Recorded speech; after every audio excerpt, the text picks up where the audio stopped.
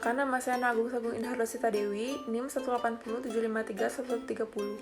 Akan membawakan materi yang pertama, yaitu tujuan pembangunan ekonomi di Indonesia. Pembangunan ekonomi diarahkan untuk mempercepat pemulihan ekonomi dan mewujudkan landasan pembangunan berkelanjutan yang berdasarkan ekonomi kerakyatan. Misi pembangunan nasional di bidang ekonomi berusaha untuk mengatasi krisis ekonomi beserta dampak yang ditimbulkan, mengatasi pengangguran yang semakin meningkat, kesenjangan ekonomi antar pelaku ekonomi, dan antara pusat dan daerah, serta pemerataan pendapatan dan masalah ekonomi lainnya.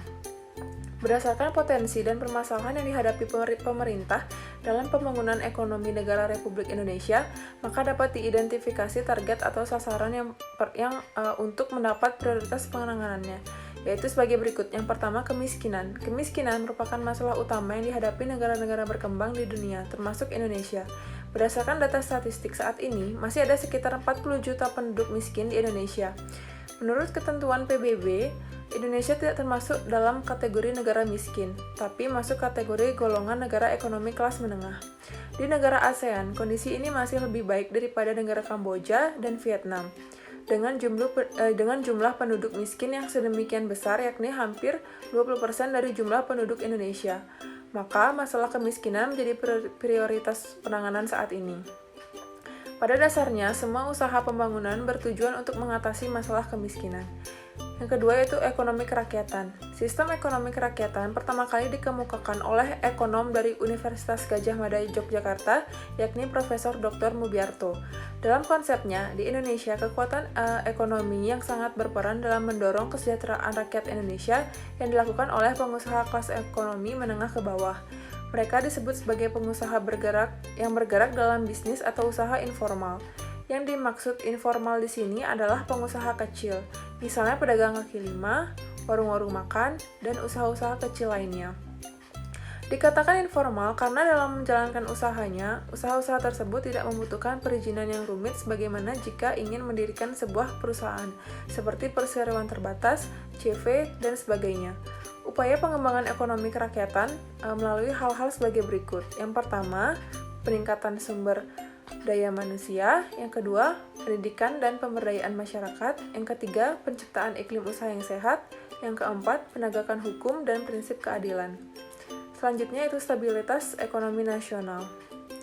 Pembangunan ekonomi menuntut adanya proses yang berkelanjutan. Untuk mencapai pembangunan ekonomi yang berkelanjutan, diperlukan berbagai syarat atau kondisi. Untuk itu, pemerintah telah mengambil langkah untuk menciptakan kondisi-kondisi tersebut, yaitu yang pertama, menjaga stabilitas politik, yang kedua, menata kelembagaan pemerintah, yang ketiga, pemberantasan KKN, yang keempat, menegakkan hukum dan memberdayakan peradilan, yang kelima, meningkatkan pembangunan daerah, yang keenam, menyempurnakan dan memperbarui peraturan perundangan. Tujuan dan kebijakan pembangunan di Indonesia dari setiap pelita dalam rangka pola umum pembangunan jangka panjang dirumuskan dalam GBHN. Tujuan dan kebijakan pembangunan tersebut adalah yang pertama, meningkatkan taraf hidup, kecerdasan, dan kesejahteraan seluruh rakyat yang semakin merata. Yang kedua, meletakkan landasan yang kuat bagi pembangunan berikutnya. Pada zaman pemerintahan Orde Baru, untuk mencapai tujuan ini, kebijaksanaan pembangunan yang dijalankan berlandaskan pada trilogi pembangunan, yaitu yang pertama, pemerataan pembangunan, dan hasil-hasilnya yang menuju pada terciptanya keadilan sosial bagi seluruh rakyat Indonesia. Yang kedua, pertumbuhan ekonomi yang cukup tinggi. Yang ketiga, stabilitas nasional yang sehat dan dinamis. Kemudian secara konstitusional, pembangunan nasional dilaksanakan untuk mewujudkan amanat pembukaan Undang-Undang Dasar 1945 alinea keempat, yaitu melindungi segenap bangsa Indonesia dan seluruh tumpah darah Indonesia, memajukan kesejahteraan umum, mencerdaskan kehidupan bangsa, dan ikut melaksanakan ketertiban dunia yang berdasarkan kemerdekaan, perdamaian abadi, dan keadilan sosial. Kemudian, dalam pelaksanaannya oleh pemerintah sebagai pemegang mandat, diimplementasikan dalam berbagai bentuk peraturan perundang-undangan dan peraturan di bawahnya, yaitu Kepres, Kepmen, Perda, dan lain-lain. Secara konstitusional, yaitu didasarkan pada ketentuan hukum yang berlaku, pembangunan nasional diarahkan pada yang pertama, tujuan jangka pendek, yaitu meningkatkan taraf hidup, kecerdasan, dan kesejahteraan masyarakat yang semakin adil dan merata, serta meletakkan landasan yang kuat untuk tahap pembangunan berikutnya. Yang kedua, tujuan jangka panjang, yaitu untuk mewujudkan suatu masyarakat adil dan makmur yang merata baik secara material dan spiritual, berdasarkan Pancasila di dalam wadah negara kesatuan Republik Indonesia yang merdeka, bersatu dan berkedaulatan rakyat dalam suasana kehidupan bangsa yang aman, tentram, tertib, dan dinamis dalam lingkungan pergaulan dunia yang merdeka, bersahabat, tertib, dan damai. Perkenalkan, saya Neta. Di sini saya akan memaparkan materi tentang strategi pembangunan. Strategi pembangunan nasional adalah rantai kebijakan dan aplikasi tentang pembangunan nasional. Proses pembangunan nasional adalah suatu proses perubahan budaya dan sosial. Sebuah pembangunan yang mengarah pada proses perbaikan yang memungkinkan pertumbuhan berkelanjutan tergantung pada masyarakat dan struktur sosialnya. Dua faktor yang menentukan keberhasilan kegiatan pembangunan itu faktor ekonomi dan faktor non-ekonomi. Fokus kegiatan pembangunan ekonomi di Indonesia ada pada 5 unsur. Yang pertama ada sumber daya manusia, yang kedua ada sumber daya alam, yang ketiga modal, yang keempat teknologi, yang kelima adalah peran pengusaha. Selanjutnya ada pun beberapa strategi pembangunan ekonomi. Yang pertama itu ada strategi pertumbuhan. Strategi ini terpusat pada upaya pembentukan modal serta bagaimana menanamkannya secara seimbang, menyebar, terarah, dan memusat sehingga dapat menimbulkan efek pertumbuhan ekonomi. Strategi yang kedua itu ada strategi dengan pemerataan pembangunan.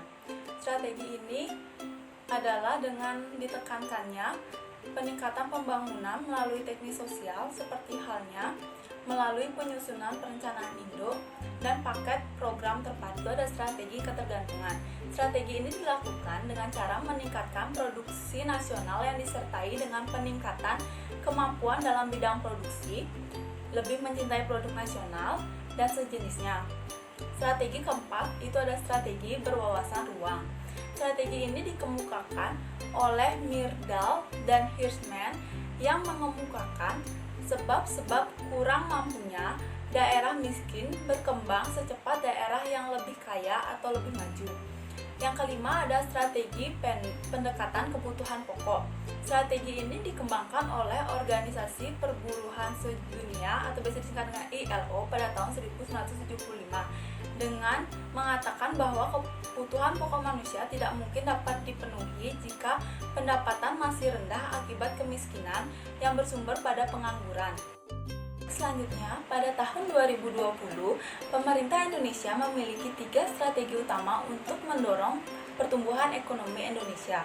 Strategi yang pertama itu ada penguatan neraca perdagangan. Untuk strategi penguatan neraca perdagangan ini, pemerintah akan meningkatkan ekspor melalui pengembangan hortikultura, berorientasi ekspor, dan percepatan perundingan internasional. Selain itu, pemerintah juga mengurangi ketergantungan impor melalui sinergi BUMN dalam percepatan mandatori biodiesel 30%, restrukturisasi PT Tuban Petrochemical Industri dan anak perusahaannya PT Transpasifik Petrochemical Indotama, serta pengembangan usaha gasifikasi batubara. Yang kedua ada penguatan permintaan domestik. Dari sisi penguatan permintaan domestik ini, pemerintah akan meningkatkan konsumsi masyarakat melalui 3 kebijakan. Yang pertama ada kredit usaha rakyat, yang kedua ada penerapan kartu prakerja, yang ketiga ada kemudahan sertifikasi halal untuk usaha mikro dan kecil. Kemudian untuk meningkatkan konsumsi pemerintah akan dilakukan dengan percepatan dan perluasan digitalisasi transaksi daerah. Strategi ketiga itu ada transformasi struktural. Untuk transformasi struktural ini dilakukan dengan 5 cara. Yang pertama itu ada revitalisasi industri pengolahan, yang kedua ada transformasi sektor jasa, yang ketiga ada transformasi pertanian, yang keempat ada pembangunan infrastruktur berkelanjutan, yang kelima ada hilirisasi pertambangan. Baik, perkenalkan nama saya Nikadek Sukmadyantika, NIM 18075311149 dengan absen 20. Jadi di sini saya akan melanjutkan presentasi dari rekan saya yaitu mengenai sistem pelaksanaan pembangunan. Nah, dalam pelaksanaan pembangunan di era otonomi daerah, pengelolaan lingkungan hidup tetap mengacu pada undang-undang, yaitu yang pertama pada Undang-Undang Nomor 23 Tahun 1997 tentang pengelolaan lingkungan hidup, dan pada Undang-Undang Nomor 32 Tahun 2004 yaitu tentang pemerintahan daerah, serta Undang-Undang Nomor 33 Tahun 2004 yaitu tentang perimbangan keuangan pusat dan daerah. Dalam melaksanakan kewenangannya diatur dengan peraturan pemerintah nomor 25 tahun 2000 tentang kewenangan pemerintah dan kewenangan provinsi sebagai daerah otonom. Dalam pengelolaan lingkungan hidup, pemerintah provinsi mempunyai 6 kewenangan, terutama menangani lintas kabupaten atau kota, sehingga titik berat penanganan pengelolaan lingkungan hidup ada di kabupaten atau kota.